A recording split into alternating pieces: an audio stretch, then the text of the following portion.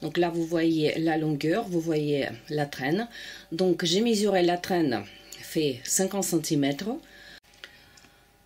Donc voilà, j'ai mis la robe sur le mannequin. Donc vous voyez bien l'épaule, j'ai déjà modifié. Voilà, j'attends ma cliente pour un essayage. Quand il s'agit des travaux de modification pour supprimer la traîne, donc la première chose à faire, donc là, vous voyez, mes épingles que j'ai mis, c'est juste un titre indicatif. La première chose, on va séparer par l'ouverture la doublure et le tissu, d'accord? Alors, par rapport à la jupe, comment on peut supprimer la traîne? Donc là, tout d'abord, je vous montre que j'ai séparé le haut, qui est tout chiffonné à côté, et la jupe au niveau de la ligne de taille.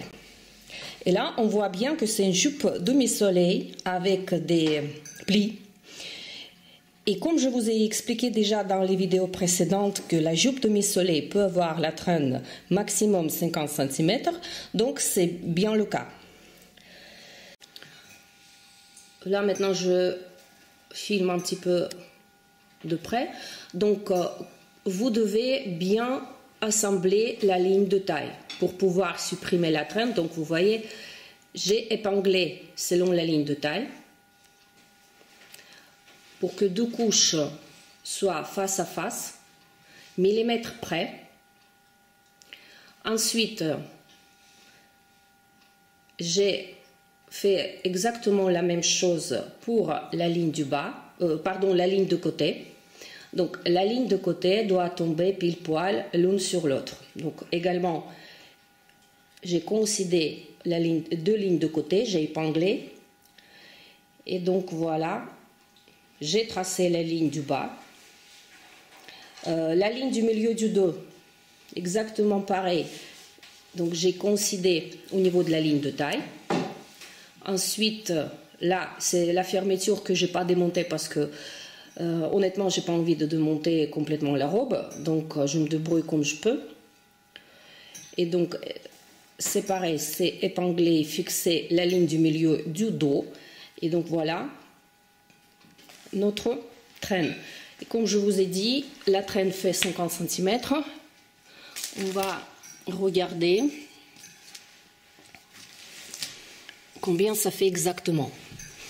Donc quand on voit les piqûres, les trous dans le tissu, donc c'est l'ancienne piqûre. Donc voilà, et on va regarder.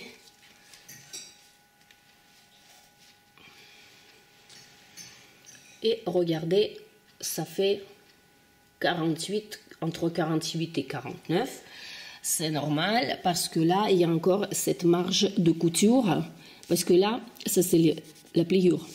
Donc, pliure de la robe, parce que le tissu est assemblé avec la doublure. Et donc, vous voyez, 3 cm de marge de couture, bah, au total, ça fait un petit peu plus que 50 cm. Donc, c'est le cas pour les jupes demi-soleil. La traîne fait 50 cm maximum.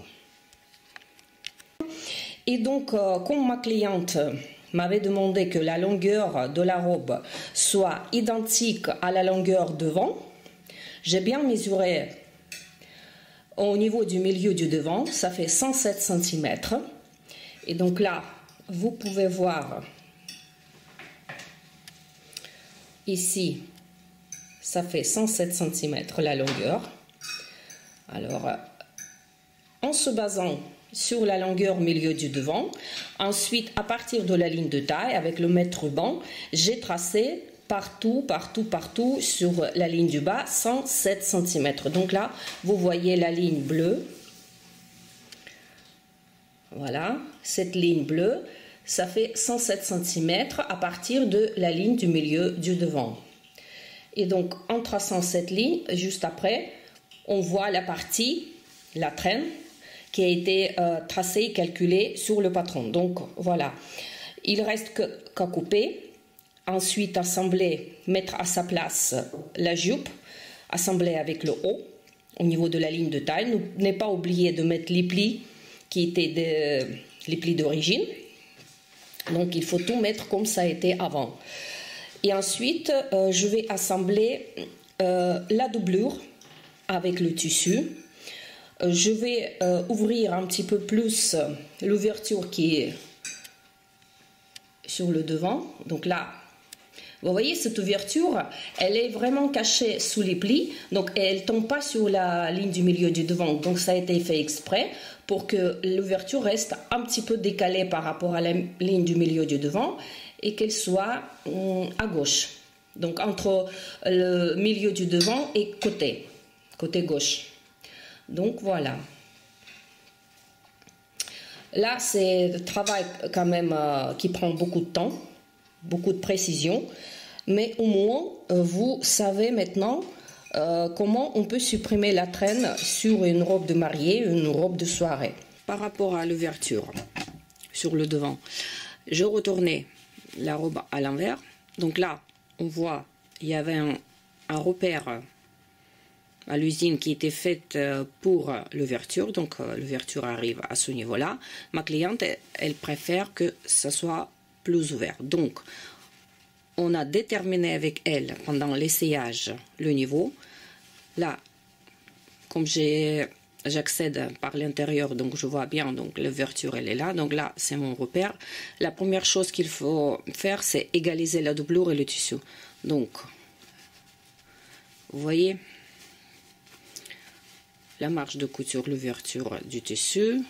Ça, c'est la marge de couture pour l'ouverture, la doublure. Donc, on va égaliser chaque côté. Donc, je mets une marge de couture de la doublure avec le tissu.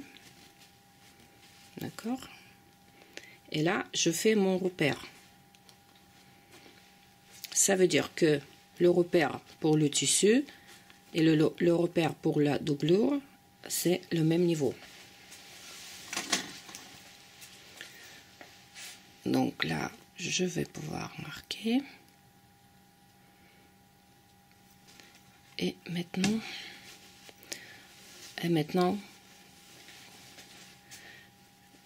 je fais le repère de deuxième côté pour la doublure. Donc j'égalise. Là, c'est la couture qui tient. Donc voilà. Et maintenant, je peux retracer. Ce qu'il reste à réaliser, c'est piquer. Donc pour fixer ici la couture pour qu'elle ne se déchire pas pendant le mouvement. Là, exactement pour le tissu, pareil. Voilà. On va fixer pour le tissu exactement pareil. Je vais renforcer la piqûre à ce niveau-là avec marche arrière 3-4 fois. Donc juste pour fixer la couture pour qu'elle ne se déchire pas vers le haut.